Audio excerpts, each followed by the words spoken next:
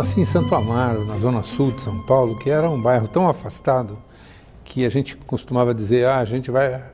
Minha mãe dizia assim, vamos para São Paulo semana que vem, porque Santo Amaro chegou inclusive a ser separado de São Paulo por um período, já não é mais, há muito tempo, naquela época já não era, mas havia 20 quilômetros, aquilo era muito distante na época. Eu morava num bairro de casas grandes, meio chácaras, muitos alemães, muita brincadeira de rua, essas coisas de periferia da cidade, mas não periferia no sentido da pobreza.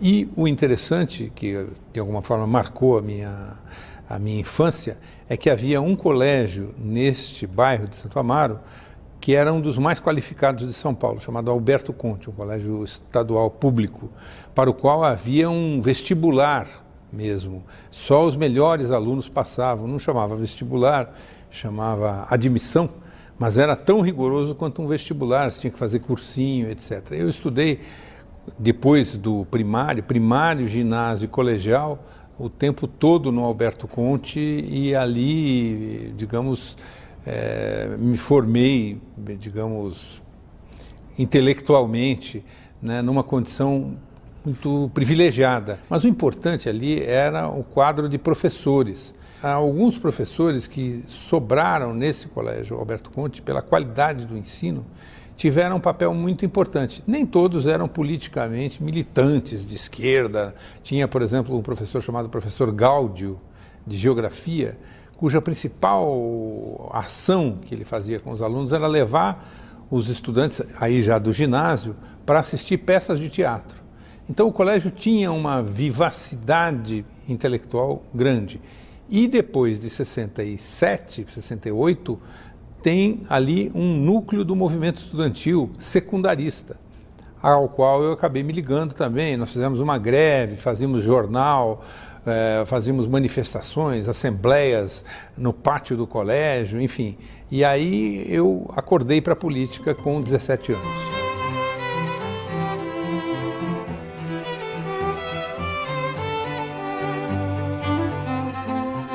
Meu pai chamava Bernardo Marcum, era bancário, e minha mãe, Lia Marcum, era funcionária do Mapping, uma loja de departamentos naquela época, trabalhou como secretária, e quando nasceu minha irmã, que tem 3 anos menos do que eu, ela deixou de trabalhar para ser dona de casa. Mas a minha mãe sempre esteve ligada em atividades culturais, teatro, coral, depois virou professora de yoga, então ela sempre tinha uma vida, cursos de cerâmica, disso, daquilo, tinha uma vida muito ativa intelectualmente, assim, culturalmente, e meu pai trabalhava muito, né, para garantir o sustento da família e nunca se envolveu com política. O único envolvimento que ele teve foi no Sindicato dos Bancários, uma ação coletiva, todos entraram, depois o sindicato abandonou e ele acabou ficando com meia dúzia de amigos e foi, digamos, punido pelo Banco do Estado de São Paulo por causa disso. Durante muitos anos ele não foi promovido, então ele tinha uma certa bronca da política. Mas o fato é que tanto meu pai quanto a minha mãe toleraram e permitiram que a gente tivesse, eu principalmente, uma ação política no secundário, né? No colégio secundário, no movimento estudantil, fazer assembleias, reuniões dentro de casa.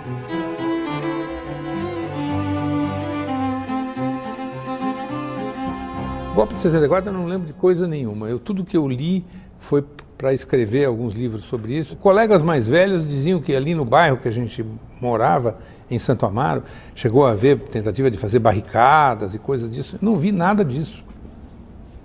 Me lembro, claro, da marcha com Deus pela propriedade, pela família, de ler em revistas e jornais, mas muito pouco, e de alguns debates na televisão. Com este ato, nós estamos instituindo a ditadura. Negando a licença para processar o deputado Márcio Moreiral. As armas necessárias para que Vossa Excelência possa combater a desordem e a contradição. Contra a autorização para processar Márcio Moreiral. Fica suspensa a garantia de habeas corpus.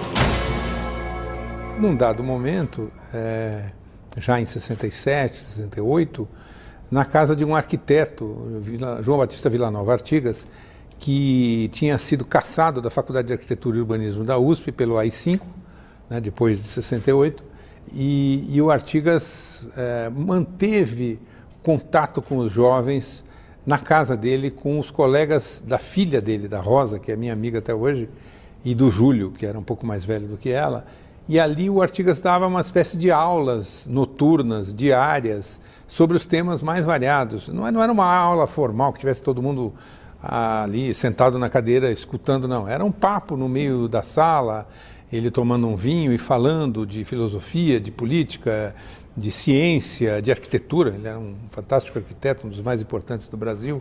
Sempre eu me salvo para poder dizer poeticamente aquilo que quiser, podia ser uma linguagem científica. Eu sou um artista ignorante. Eu me prevaleço da condição de ignorante. Me faz muito bem.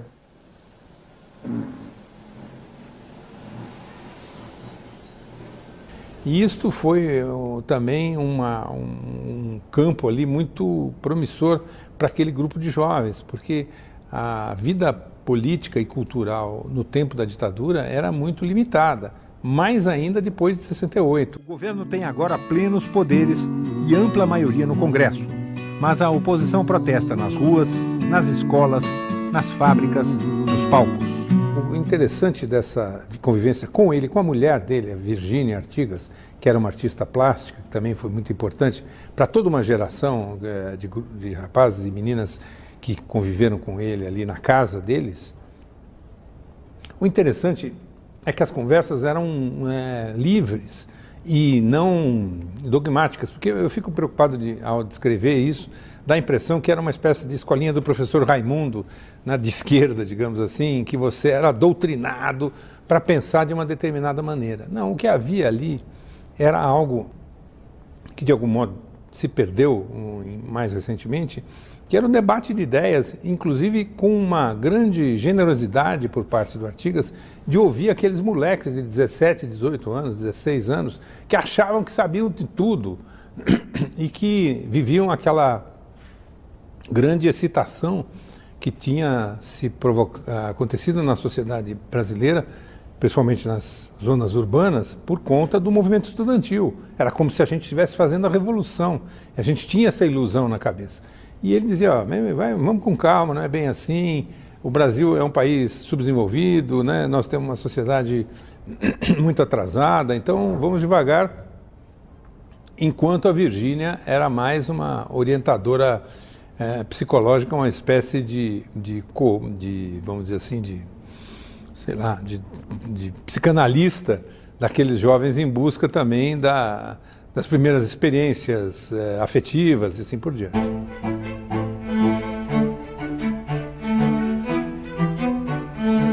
Quando eu estava fazendo o cursinho vestibular, não sabia bem o que ia ser, se ia fazer jornalismo, comecei com arquitetura, passei para história, ainda no cursinho, né? E finalmente para o jornalismo, um amigo me apresentou um sujeito que era integrante do Partido Comunista.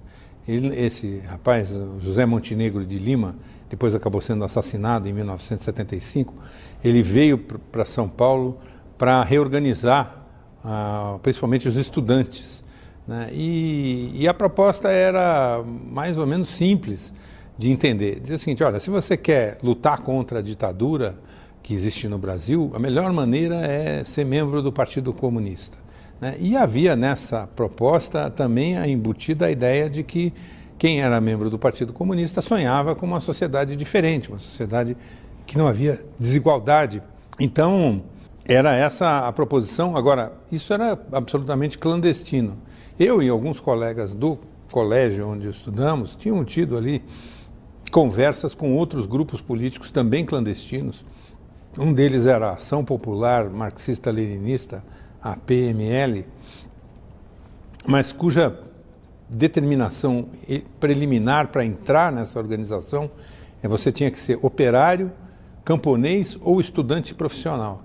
E aí disseram para mim, olha, não, você tem que repetir de ano e ficar no colégio secundário, não ir para a universidade, porque a gente tem gente demais na universidade e não podemos aceitar mais um. Então, eu falei, olha, meu pai me mata, né? Não havia possibilidade. Essa proposta era fora da casinha, digamos assim. Isso era um pouco o que a esquerda armada, na época, oferecia para a juventude, num sonho de que estava fazendo a revolução. O Partido Comunista, o velho partidão, mais conservador, pode-se dizer de um jeito, ou mais prudente, para dizer do outro, ou mais vinculado à realidade, como eu acho que era, propunha outra coisa. Não, você vai lutar pelos seus ideais, mas fazendo aquilo que você tem que fazer. Se você é estudante, vai ser estudante, se vai ser profissional, vai ser profissional, se vai ser jornalista, será jornalista, e assim por diante. E ele tinha uma proposta de atuação, naquela época, que era juntar todo mundo que era contra a ditadura para acabar com a ditadura. Ele era contrário à luta armada, por exemplo. E essa proposta me animou e eu participei desde mais ou menos 1971 até 1975. Esse grupo do qual eu fiz parte, de jovens, buscava um caminho que não era simples, embora pudesse parecer mais confortável, se é que a palavra se aplica, do que aquele de pegar em armas para derrubar o governo. No sentido de que propor fazer, por exemplo, como nós fizemos, um ciclo de debates sobre o Sesc Centenário do Castro Alves, né, os 100 anos, acho que era 100 anos da morte do Castro Alves, ou em 1972, né, 50 anos da Semana de Arte Moderna de 22, poderia parecer algo muito modesto, mas era, de alguma forma, uma ação de resistência e de disseminação de valores culturais, éticos, morais, que eram contrários ao que a ditadura estabelecia. Né? Nos anos 70, nós estamos falando de 72 por aí, era o Brasil que vai para frente, ame ou deixe-o, né? Um ufanismo total, o país que era a potência que estava surgindo. Você falar da cultura, do passado, de Mário de Andrade, de Oswald de Andrade, de Castro Alves, era de alguma maneira uma forma de resistir à ditadura e de implementar ações dentro da universidade que permitissem o encontro das pessoas, que fizesse com que essas pessoas conversassem, né? Então nós fizemos coisas como um jornal mural chamado A Ponte, que circulava em todas as universidades, né? Ajudamos a organizar, e quando eu digo nós, também fico sempre preocupado de parecer que era assim, nós, meia dúzia de militantes ali. Não, isso era proposto com muita gente, né? Então era todo um trabalho miúdo e que era muito desprezado pelas outras forças políticas de esquerda que diziam, esses caras são os reformistas, aqueles que não fazem nada. Então a minha ação era, de um lado, aquela coisa meio usual e, digamos assim, obrigatória de participar das reuniões do Partido Comunista, de ler o jornal do Partido Comunista, de ajudar a distribuir ou, eventualmente, coletar dinheiro para os presos políticos, e também ações no sindicato de jornalistas ou no movimento de fortalecimento do sindicato ou no centro acadêmico, né, para fazer com que a sociedade resistisse e se juntasse num processo que foi muito demorado e muito lento e não deu resultados a curto prazo. Esse período, na verdade, a minha militância política era, para mim, muito mais importante do que o jornalismo. Eu escolhi o jornalismo porque fiz um teste vocacional que apontou, quando eu tinha 15 anos, para uma escola que estava surgindo, que era a Escola de Comunicações e Artes, da USP, que não era só para jornalismo, ela tinha um curso básico que juntava todo mundo. Essa proposta original da ECA, Escola de Comunicações e Artes, acabou sendo modificada para ter cursos estanques, jornalismo, propaganda, cinema, rádio e TV e assim por diante.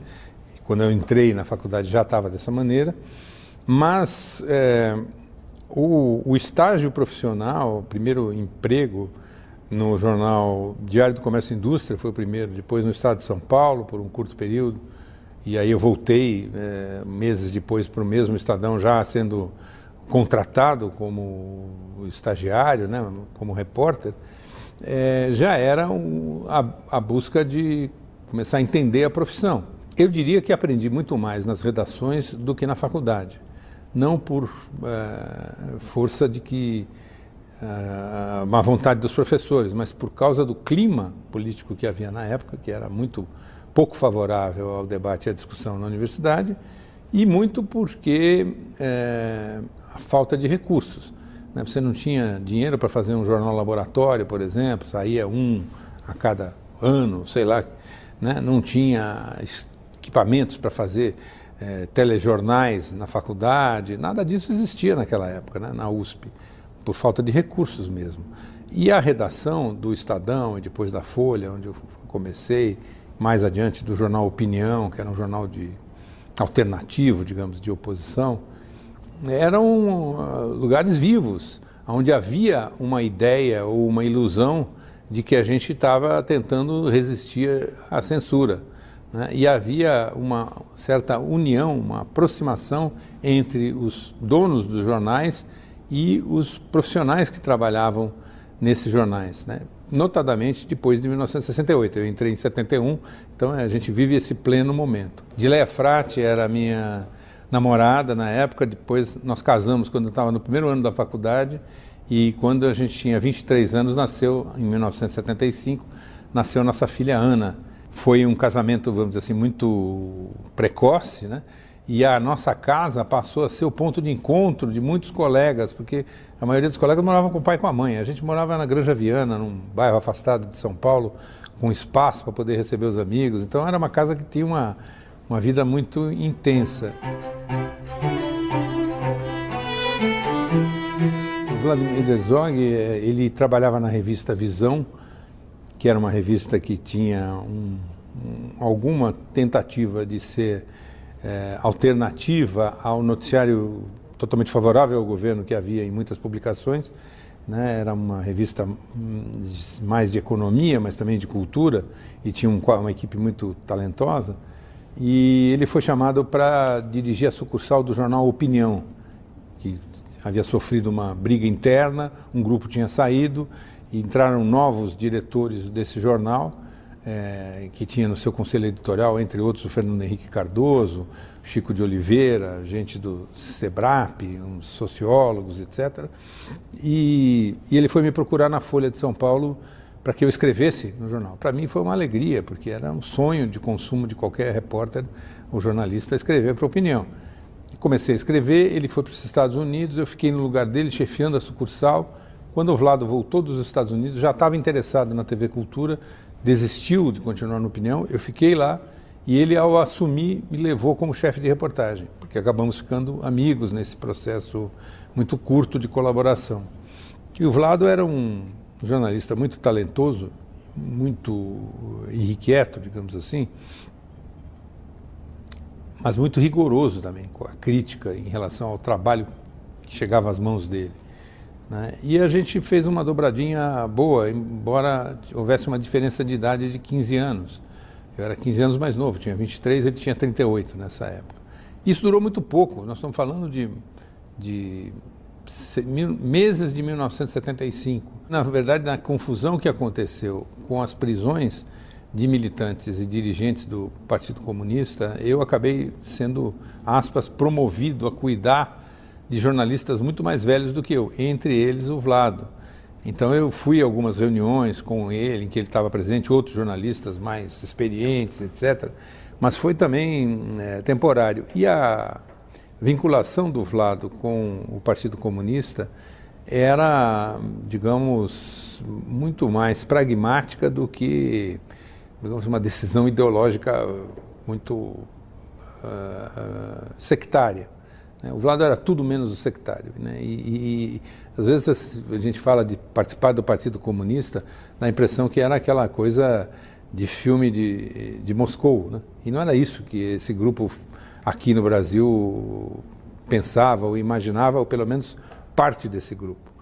E o interesse do Vlado era por literatura, por música, por cinema, por televisão pública. Ele havia trabalhado na BBC e assumiu a TV Cultura não para fazer de lá um bunker de comunistas e comendo criancinhas, mas sim fazer uma televisão pública de verdade, né? As propostas dele eram muito pouco exageradas, digamos assim, eram cautelosas em relação àquele momento, mas nem isso foi possível fazer, porque no dia em que ele assumiu, começou a campanha contra ele, insuflada por jornalistas financiados pelos órgãos de repressão e cujo intuito final era transformar o Partido Comunista na ameaça contra a democracia, a civilização ocidental e cristã e justificar um golpe que tirasse o presidente general Geisel do poder e colocasse no lugar o general Silvio Frota. Isso é que estava por trás dessa história toda que levou à morte do Vladimir Herzog e que talvez só a morte dele e a reação da sociedade tenha impedido que esse golpe se desse no Brasil.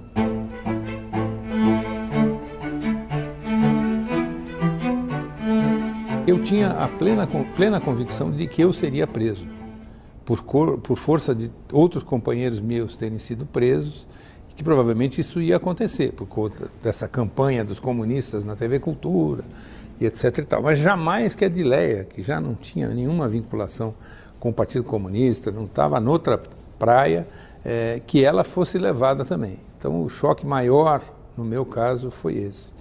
O segundo choque mais impactante, além daqueles que eu tomei nos momentos de tortura, foi o fato de não ter encontrado com o Vlado lá dentro até o momento em que alguém me chamou e me colocou numa carteira parecida com essa aqui, que tinha um lugarzinho para se escrever assim, descreva tudo o que você sabe sobre o Vladimir Herzog. E eu me dei conta que alguma coisa tivesse acontecido com ele. E, na verdade, ele já tinha sido morto. E apresentaram a morte dele como um suicídio, né? Um suicídio absolutamente incompreensível, que eu recusei-me a admitir, até mesmo naquele momento, diante dos interrogadores.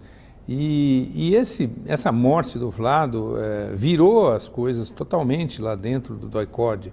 Quer dizer, suspendeu a tortura a todas as pessoas, eles passaram a torturar apenas, digamos, convidados especiais, um pipoqueiro ou um lavador de carro, sei lá quem, que nada tinha a ver com a coisa, para poder manter os gritos no ar, porque não estava mais autorizado pelo comando do DOI-CODE de torturar os presos políticos. Como é que a tortura funciona, né? Eles pegam uma pessoa e te obrigam a falar supostamente tudo que você sabe sobre a sua militância política, a força de tortura. Não é como a gente vê em filme que diz assim, me fale sobre o Vlado, ou sobre o fulano, ou sobre o Beltrano, né? Não existe isso.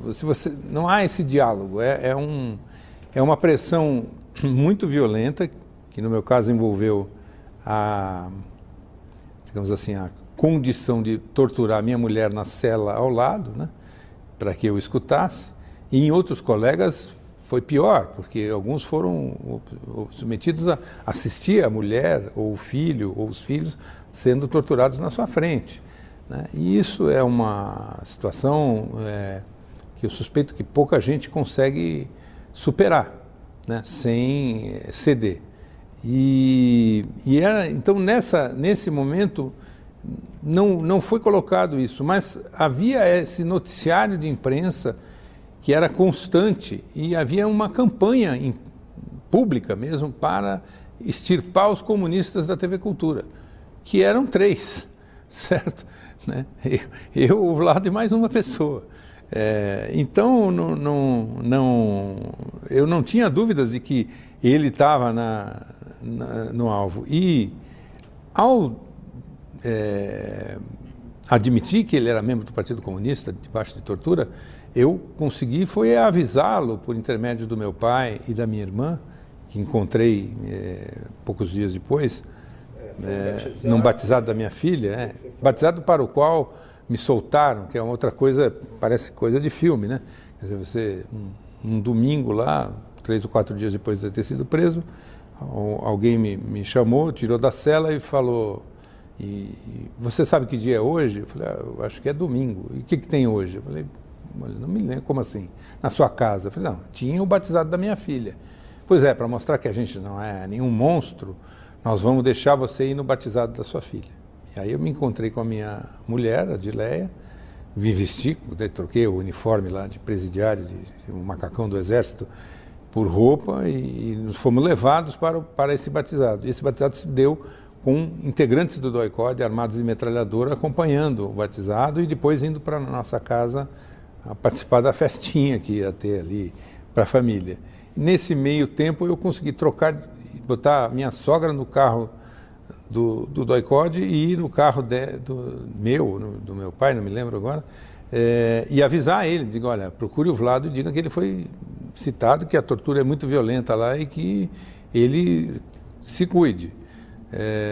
Mas o Vlado não fez isso, até porque talvez não tivesse para onde ir, o que fazer, não sei exatamente qual foi a razão dele não ter tomado alguma precaução maior. Acabou sendo procurado na sexta-feira, dia 24 de outubro de 75, na TV Cultura. Os colegas que estavam na redação negociaram que ele se apresentasse no dia seguinte, o que para esses colegas parecia ser uma vitória dos jornalistas diante da repressão, não ter ele sido sacado dali pela força, o que também dava a impressão de que provavelmente ele ia lá prestar um depoimento e voltar são e salvo.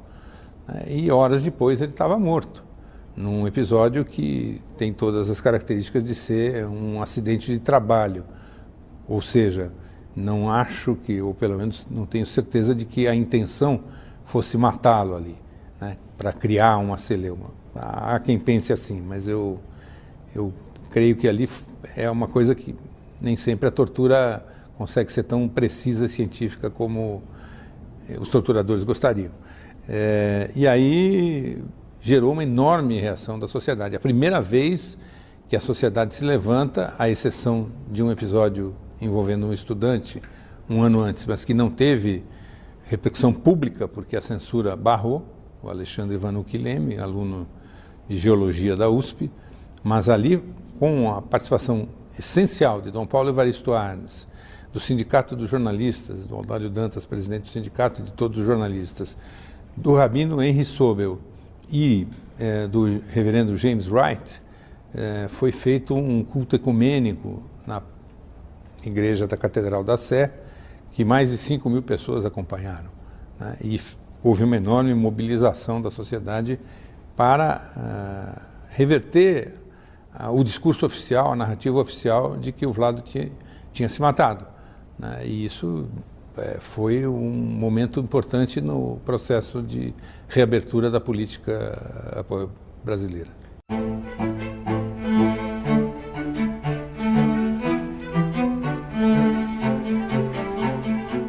O jornalismo ele tem 3 ou 4 filões, assim. Um é a entrevista, evidentemente, é a ferramenta mais preliminar, mais elementar do jornalismo, é a entrevista, é tentar ouvir da pessoa o que ela tem a dizer e fazer as perguntas certas e saber ouvir, né? E isso eu pratiquei muito tempo no Roda Viva, em outros programas de entrevista, e gosto muito de fazer, nos documentários também. O segundo recorte é a reportagem, quer dizer, você ir para um lugar e contar o que está acontecendo, ouvir as pessoas, mostrar o que está se passando, seja do ponto de vista audiovisual ou não, né? E isso é mais difícil de fazer, no sentido de que as grandes reportagens exigem muito investimento, e a crise que a imprensa vive hoje em dia não abre espaço para isso, né?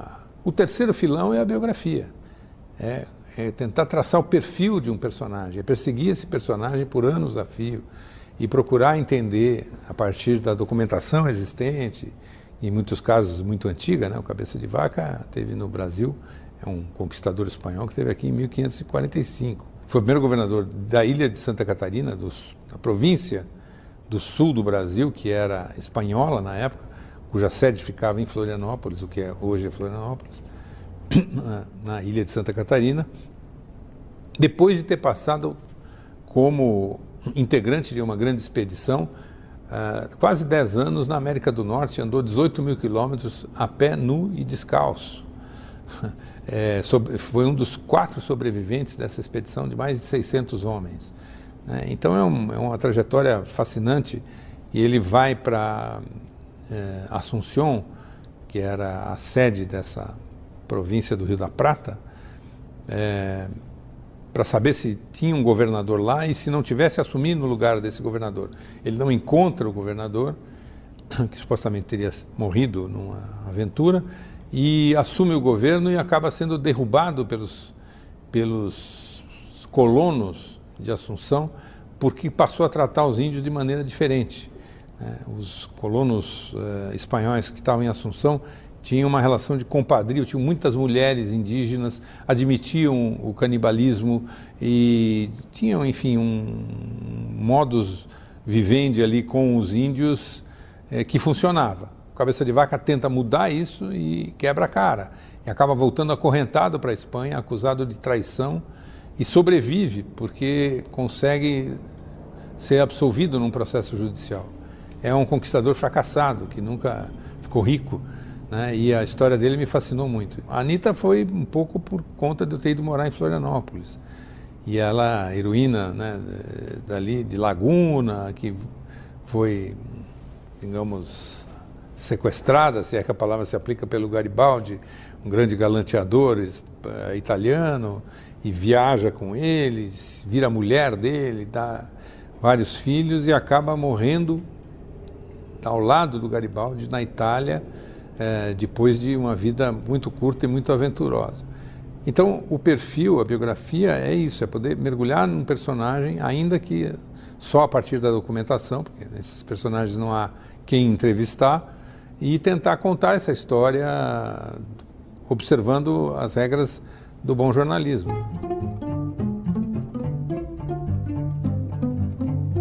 Na verdade, fiz junto com um jornalista já falecido, Getúlio Bittencourt, da Folha de São Paulo. Nós fizemos uma publicação que era uma revistinha, assim, para vender em banca, chamada História Imediata, nessa coleção, que era uma pequena biografia de Dom Paulo Evaristo Arnes, juntando textos sobre ele, uma longa entrevista, um glossário, um pouco a história de Dom Paulo. E isso tinha muito a ver com a gratidão que nós jornalistas tínhamos e temos para com Dom Paulo, que nessa ocasião da morte do Vlado foi muito positivo e muito firme, e que durante toda a ditadura foi o lugar onde a pessoa para quem a gente podia recorrer no caso de ter um parente preso, de uma denúncia de tortura, de uma arbitrariedade policial. O Dom Paulo sempre foi muito firme nesse sentido. E essa foi uma publicação, assim, modesta do ponto de vista de resgatar a biografia dele, mas eu me lembro muito claramente, na entrevista com o Dom Paulo, e isso eu já fui verificar lá e acabou que acho que esse trecho não ficou consignado em ata, o fato de que eu uma hora falei para ele: Dom Paulo, olha, eu entendo essa sua esperança e seu otimismo, porque o senhor acredita na vida depois da morte, né? O senhor acredita em Deus, o senhor acredita num outro plano espiritual, e eu não acredito, e fica mais difícil para quem não acredita pensar que essas coisas que a gente vive, enfrenta e sofre aqui, aparentemente não tem muito razão de ser, né? Elas são só um desperdício de tempo, de energia e de sofrimento desnecessário. E ele, como sempre, muito brincalhão, e ele usava essa expressão com muita frequência, diz assim: tenha fé, meu filho, tenha fé. Dom Paulo era um homem assim, e era um homem que, apesar das divergências que você pudesse ter em relação às ideias e concepções dele, era muito gentil e generoso com todo mundo. Eu tive um convívio bastante intenso com ele nessa época, não só por conta da entrevista, mas por ter participado de um grupo de jornalistas que se reunia na Cúria Metropolitana para discutir as questões da política naquele momento, meio que como uma espécie de termômetro que pudesse dar para o cardeal um pouco do que se passava nas redações e na sociedade. Em 1984, se não me falha a memória, 86, não é 84, 86, governo Sarney, eu fui procurado pelo Jaguar, que era um dos criadores do Pasquim, que era dono do jornal na época, para fazer uma espécie de franquia do Pasquim em São Paulo. Juntei mais dois colegas, o Manuel Canabarro era casado com a minha irmã na época já, e fizemos uma versão, e o Dante Matiusi era o outro jornalista, fizemos uma versão do Pasquim em São Paulo, que teve um sucesso de vendas muito grande, mas nunca se sustentou financeiramente. Durou um ano, mais ou menos, um pouco mais. Tinha bons colaboradores, como Caco Barcelos, como Carlos Nascimento, Jô Soares, e tantos outros, Paulo Caruso, Chico Caruso, Laerte, enfim, Luiz Henrique Romagnoli. Era uma turma bacana. E era um jornal com o espírito do Pasquim, mas muito paulistano, né? Isso é um contrassenso, digamos assim, né? Já que o Pasquim é tão carioca. Mas funcionou, vendia bem e tal, mas nunca teve publicidade. E acabamos fechando. Na esteira disso, o Canabarro e eu, e mais o Dante e mais um outro colega, o Simval Leão, criamos a revista Imprensa, que foi um sucesso, continua aí até hoje. E Manuel Canabarro e eu ficamos 2 anos na revista Imprensa, que era uma revista que só falava sobre jornalistas e jornalismo. Volta e meia eu vejo viúvas da ditadura que não eram nem nascidas quando a ditadura existiu e, portanto, não têm a menor ideia do que é que foi a ditadura militar, né? Acham que foi um período maravilhoso para a história brasileira, quando não foi. Quando eu decidi escrever o livro, que nem chamava Brado Retumbante, foi ainda nos anos 80, eu organizei na Unicamp, em Campinas, a Universidade de Campinas, uma série de palestras de figuras públicas, Fernando Henrique, Lula, o Ulisses Guimarães deveria ir, não foi, mas foi o Brizola, foi o capitão Sérgio Macaco, o Fernando Gabeira, o Almino Afonso, enfim, foram 8 ou 10 debates com presença da plateia, Mário Covas, um pouco para que essas pessoas relembrassem o que foi o surgimento da ditadura e a oposição a essa ditadura que já naquela época tinha acabado. E ali eu me dei conta de que não havia essa história contada desta maneira. Ao longo do trabalho de pesquisa com uma equipe grande, recursos que eu tive da Uninove, Universidade 9 de Julho, para poder fazer esse trabalho, eu mais me centrei na ideia de mostrar que a ditadura não acabou porque um grupo, ou 2 grupos, ou 3 grupos fizeram a luta armada e foram para a guerrilha. Ela acabou por força da soma de pessoas que não pensavam igual e da soma de ações nem sempre meritórias ou escandalosas, mas dos bastidores, né, envolvendo figuras como Tancredo Neves, Ulisses Guimarães, Freitas Nobre, todo o pessoal que participou, por exemplo, da campanha das diretas, mas também lá atrás, que participou da Frente Ampla, que foi uma grande tentativa em 68 de juntar pessoas que não pensavam igual, né, e que isso sim é que fez com que os militares fossem sendo postos para escanteio até desistirem de governar o país, né. E quem entende essas coisas e acha que é possível haver entendimentos e avanços e acordos, nem sempre está debaixo dos holofotes.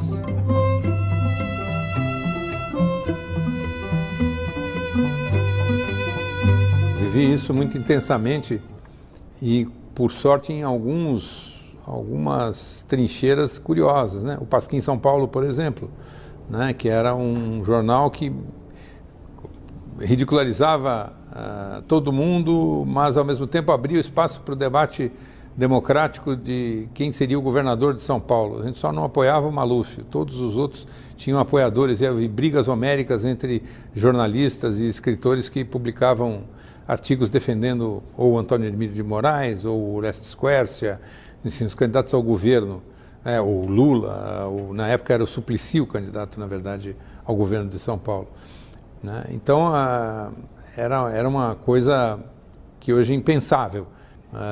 Ou na Abril Vídeo, que foi uma experiência da editora Abril de comprar um espaço na televisão de São Paulo, na TV Gazeta, e fazer um jornal diário que tinha um travesti que fazia um quadro de sexóloga caricato, a Olga Del Volga, feita pelo Patrício Bisso, tinha o Caco Barcelos como repórter especial, a Helena de Gramont, outra repórter, Mona Dorf na equipe, Silvia Popovic, junto comigo, apresentando, Luiz Nassif, de comentarista econômico, enfim, uma equipe muito talentosa, Miriam Leitão, tantos outros que passaram por lá, Augusto Nunes e tal, e faziam um jornalismo diferenciado. Um jornalismo que, por exemplo, no dia em que a emenda das diretas foi votada, nós levamos 27 entrevistados nesse programa, São Paulo na TV, 26 deles para falar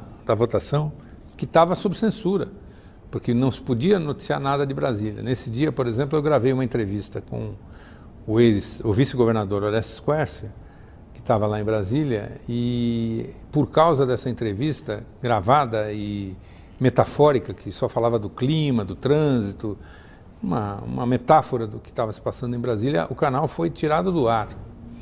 Né? Então, eu depois trabalhei na Folha, trabalhei ainda no processo um pouco anterior no Jornal da República com o Mino Carta e uma equipe também muito talentosa.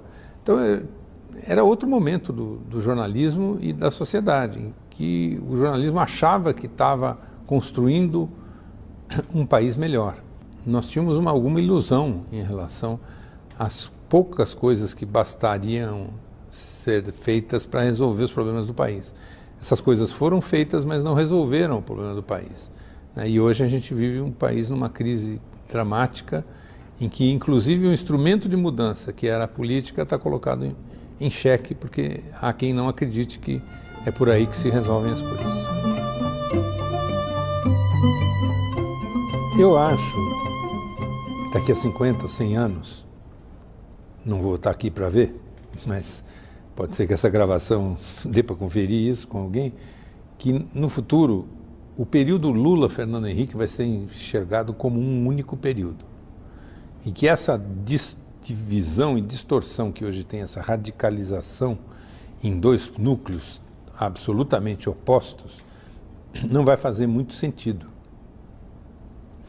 E digo isso por causa da personalidade de ambos, por causa da trajetória de ambos. E porque certas modificações que foram praticadas por um não aconteceriam se o outro não tivesse dado as condições preliminares para que isso existisse. Né? Às vezes a gente, no calor da hora, só enxerga aquilo que separa essas pessoas. A capa do livro O Sapo e o Príncipe é uma foto do Lula fazendo campanha para o Fernando Henrique em 1978, candidato ao Senado, nas portas de fábrica do ABC. Logo depois, no livro, tem uma foto que é o Fernando Henrique passando a faixa para o Lula, na primeira transição civilizada e democrática em muitos e muitos anos na história da política no Brasil. Eu acho que isso é o que vai sobrar no futuro. E eles foram, ou são, os dois líderes mais importantes, né, da segunda metade do século XX no Brasil.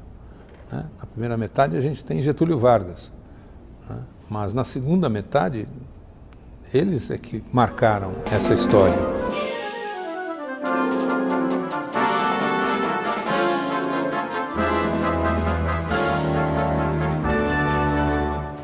Boa noite. Eu nunca parei muito em lugar nenhum. Eu tive mais de 40 empregos em 40 e poucos anos de profissão. No Roda Viva fiquei 10. Mais do que isso, acho que porque faz quase 10 anos que eu estou fora do Roda Viva e as pessoas ainda lembram de mim. É um bom sinal, né? De um lado. É um sinal de que uma marca eu deixei. O que eu acho que o Roda Viva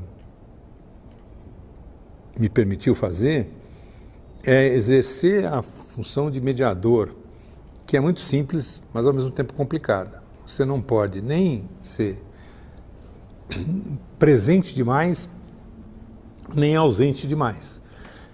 Esse equilíbrio é fundamental.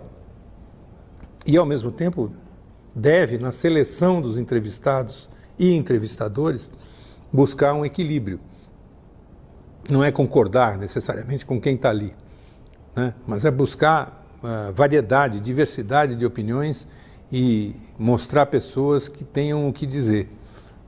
Eu acho que isso ainda faz falta na TV brasileira. Eu escrevi 3 livros chamados O Melhor do Roda Viva.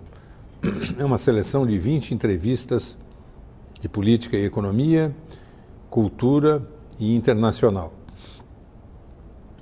Nesses perfis ficaram de fora entrevistas televisivamente muito saborosas, como, vou citar duas, Dercy Gonçalves e Regina Casé.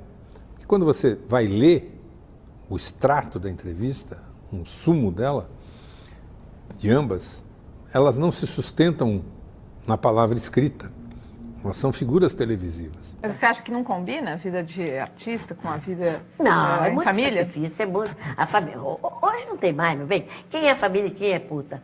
Hoje não tem puta, família, meu puta tá uma merda. No Rio de Janeiro tem muita violência, não tem... Mudou muito, você... Violência tem no Brasil todo e no mundo inteiro tá violento. Eu ainda não vi um tiro, você viu? Porra, nem na Revolução eu vi um tiro. Acho que o principal perfil que o Roda Viva deixa ou aonde funciona, são aquelas pessoas que têm o que dizer, ainda que não necessariamente sejam a manchete da semana. Idealmente, o programa deve pensar em o que vai significar aquilo algum tempo depois. E nem sempre o líder do partido A ou B, o ministro de plantão, é bom entrevistado no Roda Viva. Mas o Roda Viva tem que entrevistar essas pessoas também.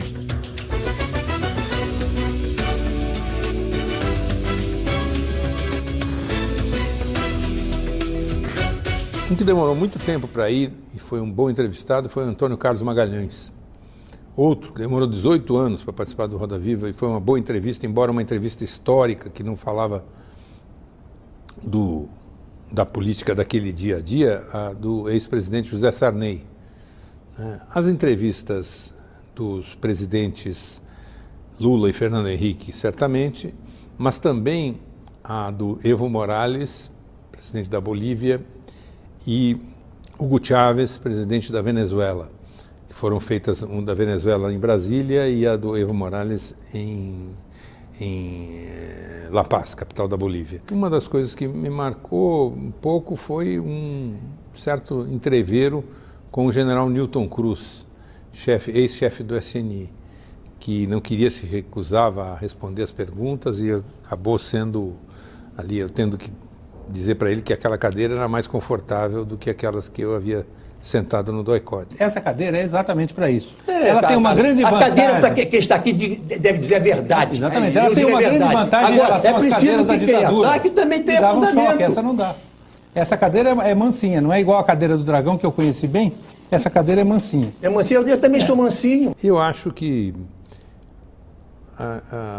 às vezes, não é só uma resposta, entendeu? É mais o raciocínio que a pessoa desenvolve, né? E a capacidade de pensar o Brasil que aquilo que o programa oferecia. E aí há vários entrevistados, muitos dos quais não fui eu quem fez, porque nessa série, o Melhor do Roda Viva, dos livros, eu peguei todo o período da história do programa e assisti muitas entrevistas para selecionar as que existem. Há inclusive um programa na internet chamado Memória Roda Viva, que oferece para o público mais de 500 entrevistas, são quase 700, transcritas e com acesso a informações adicionais no formato texto. Foi feito pela FAPESP junto com a TV Cultura, eu ajudei a organizar isso aí, é uma coisa que me orgulho de ter feito, porque permite pesquisar e estudar aquilo que foi dito no programa, né? É muito raro um programa de televisão alcançar essa longevidade, né? Tomara que ele dure mais 20 anos.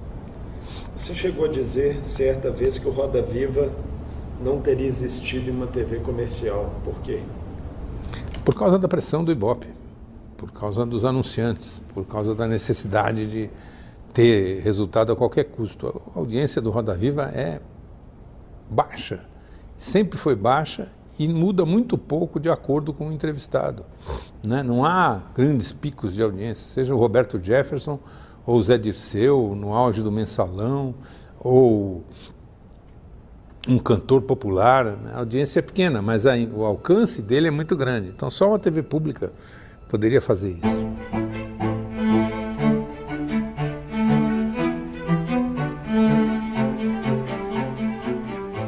convite foi irresistível para quem tinha vivido lá atrás com o Vlado, aquela coisa tão traumática de ter saído, né, com o colega morto e preso e torturado da TV Cultura. Poder assumir o comando da Fundação Padre Anchieta, né, num momento desse seria uma proposta tentadora.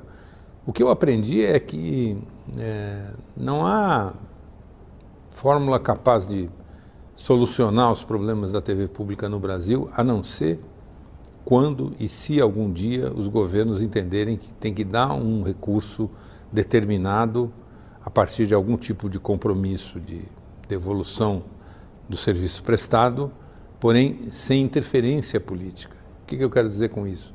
O governante olha para a TV Cultura e pensa que ele pode acelerar em 2 meses a entrega de uma estação do metrô e ele vai botar o dinheiro no metrô.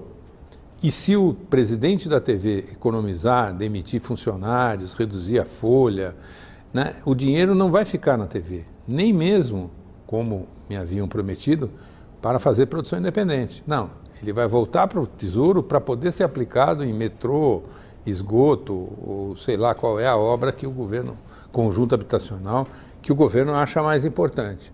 Então é um círculo vicioso que não tem solução. E enquanto isso não for quebrado, não vai haver TV pública de qualidade no Brasil.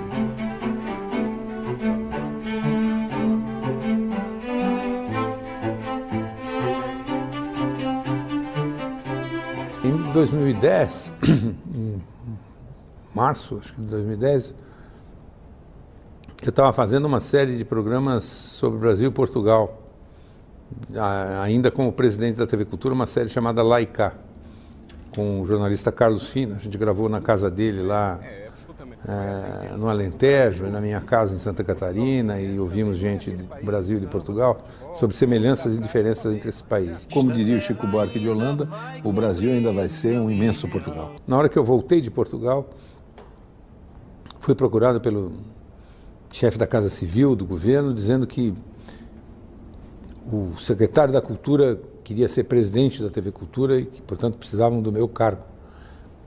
Eu falei, não tem problema nenhum, está à disposição o cargo. Eu não queria ser presidente da TV Cultura pelo segundo mandato, me foi um convite, quase que uma imposição, digamos assim, do então governador José Serra. O que eu acho que fizeram de um jeito pouco elegante e pouco inteligente esse processo de mudança, mas me permitiu voltar para o mundo da produção independente.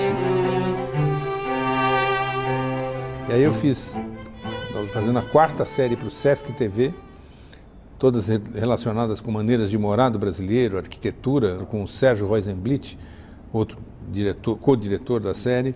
Uma chama Habitar, que mostra maneiras diferentes de morar dos brasileiros e que ganhou o prêmio da televisão para a América Latina de melhor série. Salvador, outubro de 1897. O fluminense Euclides Rodrigues da Cunha tem 31 anos e acaba de voltar de Canudos. Produzi a série Retrovisor, entrevistas históricas com personagens interpretados por atores, como num talk show, que me dá muito prazer de fazer. Boa noite, Euclides. Boa noite. Você veio para cá, afinal de contas, para, digamos assim, contar uma história laudatória da ação do Exército ou para atuar como jornalista? Fiz 2 livros que ganharam o Prêmio Jabuti, então eu voltei para aquele lugar de onde eu nunca deveria ter saído, para tentar ser presidente de uma fundação. Meu pai costumava dizer que a gente não deve se meter de pato a ganso. Eu acho cada dia mais que eu, como pato, estou muito satisfeito. Eu acho que tudo que eu fiz veio daí. Eu tive outras aventuras na vida, fui dono de bar, tive várias publicações e tal, mas eu diria que sim, o sumo mesmo que sobra é o jornalismo. Esse é que foi e é a maneira de eu encarar a vida. Foi uma profissão que eu abracei meio que por acaso no começo, mas que foi me conquistando. Eu, enquanto puder estar investigando e pesquisando coisas da nossa realidade aqui, vou fazer. O papel da imprensa nesse novo mundo de mídias digitais, redes sociais, informação instantânea, todo mundo sendo fornecedor de informação, está em crise. Mas eu acho que está mais em crise o emprego do que o ofício, né? Está mais em crise a profissão do que a tarefa que os jornalistas têm que fazer. Ela não foi eliminada ainda.